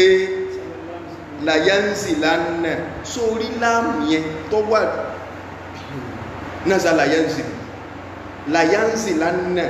láàmù yẹn láàmù tàùkìdì ni wọ́n máa fi kápá mọ́rọ̀ ni kọ́sámù nǹkan ti pa rẹ́ wallahi ànábì fọlọ́n búra àníṣẹ́yìn sáwọ́sọ̀ kalẹ̀ tó ọba dáwọ́tọ̀ ẹ̀ ó di kèfèrí nìyẹn o ibnu Maryam ọmọ Maryam hakaman adilan yóò wá sọ̀kalẹ̀ ní onídàájọ́ onídéédé ànàbí ó sọ pé yóò sọ̀kalẹ̀ ní ànàbí Ọlọ́run torí ń tó dorí wọn rú ni pé tẹ́ ẹ bá lànàbí Ìsá ń padà bọ̀ ajẹ́kùn ní last prophet sànàbí dáàkọ pé yóò sọ̀kalẹ̀ ní ìjà ànàbí Ọlọ́run abẹ́ ẹ̀gbọ́ yìí ni kódà àfọ ní philosophy tí mo dáàkọ Zamkhashari Farrozi jẹjẹ Farrozi o lè tafsiri wọn ni mo lè má ráyè kankan mọ́ bẹ́ẹ̀ àti mo lè ráyè nǹkan so wọ́n ní ẹni tí bá ń sọ wípé wọ́n ní wàlúwájú ìsáàní kọ́pùlà mọ́tì yìí kọ́pùlà mọ́tì Ìsá síwájú kí Ìsá ó tó kú sàmá Farrozi ní sọ bẹ́ẹ̀ o tọ́ ẹ̀kọ́ bá lè hàn dáadáa kọ́pùlà mọ́tì sótìrí bàbá oní philosophy ní sọ̀rọ̀ o wọ́n ní wàlúmọ̀rọ̀d anna alal kitab alladhina yaquluna mawjudina fi zamani nuzulihi o náà ní gbogbo àwọn alùkìtàbù tó bá wà láyé nígbàtí Ìsá fẹ́ sọ̀kalẹ̀ làbúdà wà á ń yu'minu bihi kò síbú yẹ wọ́n gbọ́dọ̀ gbàgbọ́ yí pé yé Ìsá tá a ní padà bọ̀ lèmi fi máa ń dásà yìí pé ìpadàbọ̀ Jésù kò ní rọrùn fún Christian ìpadàbọ̀ Jésù kò sí ní débi olè lóru ọ̀rọ̀ burúkú ni wà láì àlọ́bí sọ́sìkò tí Ìsá òde máa gbọ́ wọ́n wá ní wọ́n ní qala ba'dul mutakallimin wọ́n ní sẹ́rí náà àwọn onísọ̀rọ̀sọ̀rọ̀ àwọn onífìlọ́sọ́fà wọ́n ní wọ́n máa ń sọ̀rọ̀ kan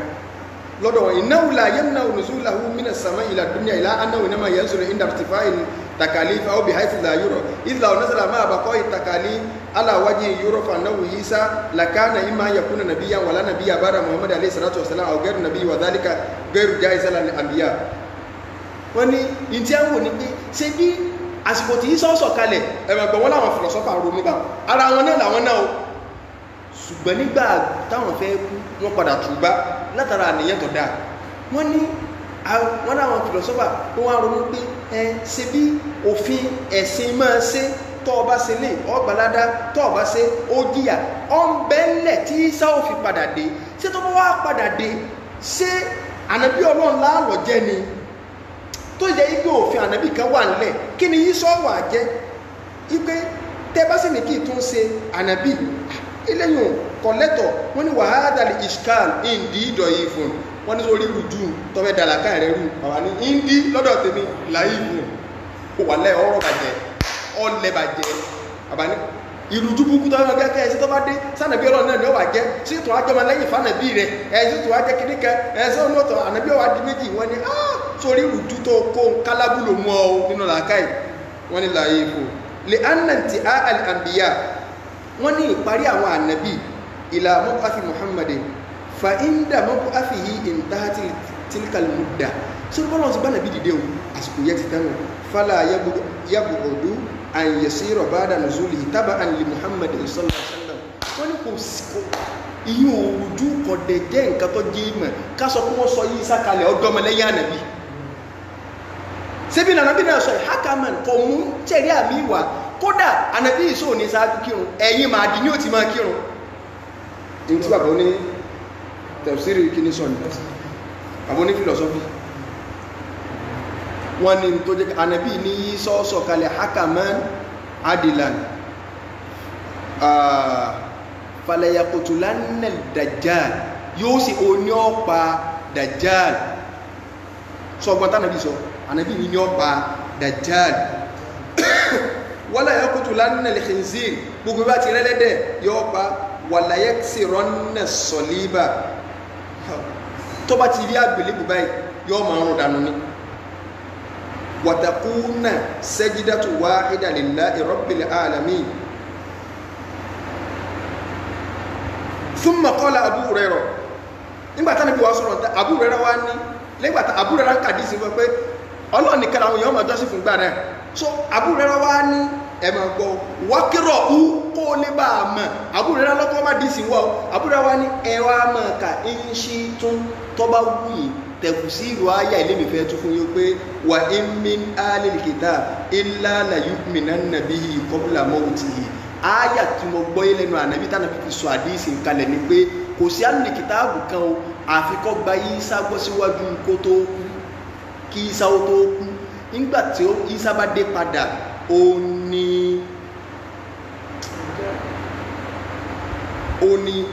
àwọn alùpùpù tó bá wà ń bẹ̀ wọ́n gbàgbọ́ ẹ̀ pé yé èrò tán ní ó ń padà bọ̀ Abu Hurairah ní qabla mawti Ìsá síwájú ikú Ìsá ní ó Abu Hurairah sọ bá ń lẹ́ẹ̀mẹ́ta yu'iduha thalatha marrat wa taqdiru al-aya inda Sibawayh tó máa gbọ́ bàbá Qurtubi ní tó máa gbọ́ ẹ̀yọ́ náà ọ̀gá ayé ní Sibawayh ẹ̀tún jẹ́ wá sọ tẹ̀kìdírò ayá nígbàtí Sibawayh fẹ́ sí rọ́bù rẹ̀ ó ní wa in min alil kitabi ahadun illa la yu'minanna bihi wa tẹ̀kìdírò kufiyyin wa in min alil kitabi illa la yu'minanna bihi so àwọn tó ń sí rọ́bù lọ mo rò pé èèyàn clear bá a ní òtí kù kó tó wá lè bá àmà ẹjá lọ ní Suratu Zukhruf ayà ní fi parí rẹ̀ yìí sì kàdísì bí mélòó kan Zukhrufu yìí tó ká ọ̀rọ̀ ọya bá ń káyà 150 kíni 57 ọya ọ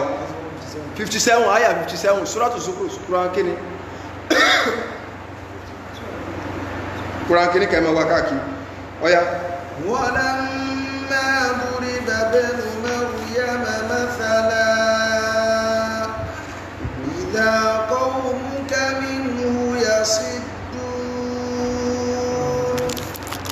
وقالوا أآلهتنا خير أم هو ما ضربوه لك إلا جدلا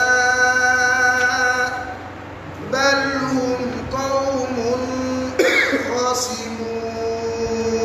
nígbà tá à ń sọ̀rọ̀ ẹnìkan lórí wọ́ọ̀dù ọ̀dọ̀ mi ń kọ́mẹ́ntì bẹ́yìí pé òun ọgbà pé ń bọ̀ ànàbí sọ̀rọ̀ ọgbà kèfèrí ní ọba àdìs ànàbí làkà sọ̀rọ̀ dáàdì mọ̀ nkálà táàrọ̀ à ń kó tí a jáde ẹnìkan ká Yorùbá ń yí lórí àgàrúgbó tó sọ́mọ̀ kan ti bọ́ stamp orí búnú tọ́ọ̀bà tó lè gbà yàn ẹ́ irọ́ kíníkà Ramadan Taofik àbí nǹkan so ọjọ́ àìdè change okọ̀ rẹ̀ tó ti bá wọn ti kó bọ́ wọn ti kó bá rọ́sì à ń sọ̀rọ̀ àlìkí àmọ́ tí ń káwa lá wallahi tó bá parọ́ ìgbègínà sí kí Ọlọ́run kọ́ máa bá wọ́n náà bọ́ta kó tó bá jẹ́ pé bó ṣe rí ló ṣe ń sọ pé gbogbo tí ọba dáwọ́ ní kọ́mọ̀ láṣeyọrí tó bá jẹ́ pé òótọ́ lọ bá ń sọ kọ́ ọmọ láṣeyọrí lórí rẹ̀ àṣìmọ́rọ̀ ẹ̀sìn ni ẹfẹ́ bá yí àwọn èèyàn jẹ́ ni àwọn kẹ́fídẹ́sì kalẹ̀ báyìí sẹ́ẹ̀rí ẹ̀ tọ́lọ́mà ti stampu gidi rẹ̀ kò sí tẹ́lẹ̀ sọ báyìí kò lè gbọ́ torí ẹ ti stampu ẹ̀ pa ẹbí ẹ̀kọ́ èsù lọ́jọ́ ọlẹ́rẹ̀ ọyá jẹ́ walamma duriba ibnu maryama mathala idha qawmuka minhu yasiddun wa qalu a'alihatuna khayrun am hu ma darabuhu laka illa jadala bal hum qawmun khasimun. so aya Ọlọ́run sọ̀rọ̀ àwọn kèfèrí bí ẹ ti fẹ́ máa kọ̀m̀pí àpẹẹrẹ ọgbọ́n tí ànábì ń dá òun náà ni pé ọlọ́run ní táwọn ọ̀sẹ̀ bọ́ ń sọ ní pé ọ̀rọ̀ ànábì ma yuridu Muhammadu illa an yattakhidha ilahan kama ittakhadhat nasara Isa ibn Maryam ilahan tó ọgbọ́n ni àwọn ànábì náà dá ọ fẹ́ di káwọn ọmọ lọ́dọ̀ báwọn Isa náà ṣe báwọn ọmọ Christian ṣe mú Isa lọ́lọ́ níbi sọ pé ká mọ́jọ sí kó sàmà káwọn ṣe kékeré kan ní kẹ́kẹ́ ọlọ́run wa ní ìwà ànábì wọ́n máa fi ọ̀rọ̀ rẹ̀ compare Isa ok ọlọ́run wa ní in huwa aya 60 mo ti fo in huwa Isa ọ̀jẹ́ nǹkankan ju pé illa abdun an'amna alayhi wa ja'alnahu mathalan li bani Isra'il. ọlọ́run ní ẹrú kan abudun ẹrú ní Isa an'amna alayhi akàn ti dẹ̀ra fún mi tó ti báyìí akẹni ọ̀nà ìmọ̀ oní bíbí rẹ̀ gbà wá tábà wá ṣe gbígbé kó láyé rẹ̀ náà lọ́rọ̀ ìmọ̀ ṣé ẹ mọ̀ pé ìmọ̀ ní Isa ni ṣé o tó ìmọ̀ ní bíbí rẹ̀ gánjọ́ ní ìmọ̀ kí mọ́ wá ní mo tó gbé lọ ọ̀dọ̀ sọ ẹ kó tó dọyín lójú ni ṣé bí ẹ ṣe bẹ́ẹ̀ yòókù ní ẹ ṣe bí oríire ọ̀pá po ni kí n tó wá ní padà bọ̀ máa gbọ́ ibi táwa fẹ́ lò ọlọ́run wa ní àyà 62 gẹ́gẹ́ mọ́ fẹ́ àbí àyà 61 wa innahu la'ilmun lis-sa'a wọ́n ní wa innahu la'ilmun lis-sa'a sórí innahu àkàbà tó ní ọ̀rọ̀ kí lọ́lọ́run sọ́rọ̀ lókè ọ̀nà rẹ̀ bí Ìsá làwọn àfọ́ntẹ̀ sí ìkàwà tó bọ́bẹ̀ wọ́n ní sẹ́ rí wú àtúgbọ́dọ̀ ma wú so ti báyìí afẹ́ ma wú bá a ṣe ma rẹ̀ átùmọ̀ wú náà wọ́n ní ẹkùnrin lọ́lọ́run sọ ń bẹ́ ẹ̀dá kò sọ́wọ́ àlùkùnrin lọ́lọ́run sọ bọ̀ ṣe bí àṣọ ti ọ̀rọ̀ ní jọmọ̀ ní gbẹ́nà ẹni tá àbájọ lọ́rọ̀ pamọ́ tẹ́lẹ̀ táwọn sọ wípé ọ̀rọ̀ wo ọ̀rọ̀ kí lọ́lọ́run sọ bọ̀ ọ̀rọ̀ Ìsá bó wulẹ̀ tí ìkàtẹ̀ sí ìdíkà kọ́ mọ̀ pé wà iná wú tọ́lọ́ ń sọ ta ní ọlọ́mọ bá Ìsá la ilmun lis-sa'a ọlọ́run nínú àpẹẹrẹ ẹ̀gbà ni o àpẹẹrẹ páyé fẹ́ parẹ́ àsìpé ń padà wọ́n ní gbẹ̀yìn ìgbà láyà yìí sọ kò lè yí ọtọ́ bá kakọ̀ọ́ ní Yorùbá kí náà bàbá tún bẹ̀. òun kò jẹ́ kínní kan jẹ́rúsìn kan tí a ṣe ìdẹ̀ra fún lọ àti pé a ṣe ní àgbẹ̀. àyà 61 àti pé oúnjẹ mímọ́ kan fún wọn ní àti pé tí ó bá ṣe pé a bá fẹ́ ní 61 àti pé oúnjẹ mímọ́ kan fún àkókò náà. má gbọ́ nígbà wà túnú ọjẹ́ àti pé ọjẹ́ ta ní ọjẹ́ Ìsá ọjẹ́ mímọ́ kan fún àkókò náà kí ni mímọ́ kan ìtẹ́mì kìí ṣe ìmọ̀ ní ẹ̀mí wa innahu la'ilmun lis-sa'a ìtumọ̀ rẹ̀ ni pé ọjẹ́ àpẹẹrẹ fún àkókò gbáyé ọparẹ́ ńgbọ́ ọba wá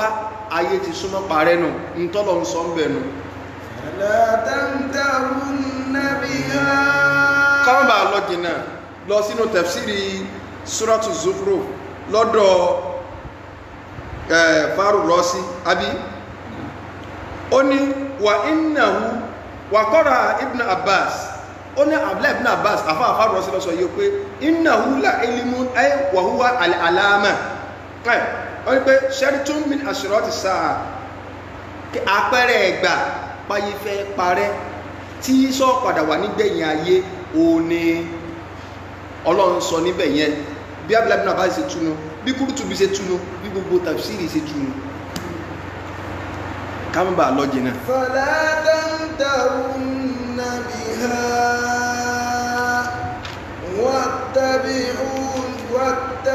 wattabi'un hadha siratun mustaqim. so àìmọye ahadis ònàwà wá lórí rẹ̀ ẹ dákun ṣé ó wá yẹ kí èèyàn kódà ànábì sọ bó ní Ìsá ó ṣe pa Dàjálì bó ní ó ṣe pa kìí ṣe Buhari ló gbà wá tó ṣe báyìí Muslim gbà wá àìmọye àwọn àfá gbà wá ọ̀pọ̀ tádé sì pọ̀ lórí rẹ̀ so gbogbo ẹnikẹ́ni tó wá gbà yìí pé Ìsá ó ti kú kèfèrí ni àìpé ó ti kú jẹ́ pé ó ti kú ọ̀padà wà mọ́ ó ti takò àyà Kùránì sẹ́rí ní téèyàn bá tí ì lè ṣe inú ọ̀rọ̀ náà tó bá tí ì lè ṣe mọ́tàkù kódà bó ṣe ẹ̀há ìtakò àyà Kùránì kan pé kò rí bẹ́ẹ̀ yọ́sọ̀ ẹ̀dí kèfèrí kódà kọ́ mọ́ tí ì lè ṣe àìmọye tí ọ̀hẹ́ à ní tí ẹ̀gbọ́ yìí gẹ́gẹ́ ṣùgbọ́n kó ní kò rí bẹ́ẹ̀ tọ́lọ̀ ní orí bẹ́ẹ̀ ọmọ abẹ́lọ́ ní pé ìtakò òfin Ọlọ́run bọ̀ tèmi ní tí ì ṣe ọ̀rọ̀ rẹ bá simple èèyàn mutí èèyàn ń ṣe sìnà wọ́n ní ọtí tó mú ìkíńdàjọ́ rẹ̀ Ọlọ́run ọ̀fẹ́ o ṣùgbọ́n sáà ń bá abẹ́lọ́ kọ́lọ́run ní ìfilẹ̀ sìnà kọ́ Ọlọ́run ọ̀fẹ́ ṣùgbọ́n sí Ọlọ́run ní ìfilẹ̀ wà lẹ́ọ̀rọ̀ rẹ̀ simple kódà èèyàn bá rú ẹni bẹ́ẹ̀ já ṣùgbọ́n ní kéne tánà sọ pọ́ tí àrámù ní aláàlì ní alẹ́ mú òdì kèfèrí nù torí pé tọ́lọ̀ ṣe lárámù ló ṣe ní àláàlì tí ẹgbù bí tọ́rọ̀ wà ẹ̀yẹ ní kọ padà wà mẹ́ ọ gbàgbọ́ ni ọ̀ràn yẹn nínú orígun gbàgbọ́ ni so mọ́wé sí rùn rẹ ọ ìwọ̀nba díẹ̀ tí a lè sọ o nìyẹn àwa tá a bá wá ní béèrè so tá a bá ní béèrè torí pé kíní méjìlá fi ń torí wọ́ọ̀lù ọ̀dọ̀ mi àti save your soul so màá pa fóònù kejì ní ìsìn tí mo fi ń ṣe tọ̀dọ̀ mi ìwé tó wá ní béèrè so ká pé direct sórí nọ́mbà MTN mi náà ni mo fi ń ṣe kíkẹ́ lẹ́ẹ̀kejì yìí so ká fi dáhùn ìbéèrè láàrin bíi 10 or 15 minutes tí ọba wà so afa àná ọlọ́ọ̀bẹ náà ọlọ́ọ̀bẹ nìkan lákọ́sà nìkan kan wa náà.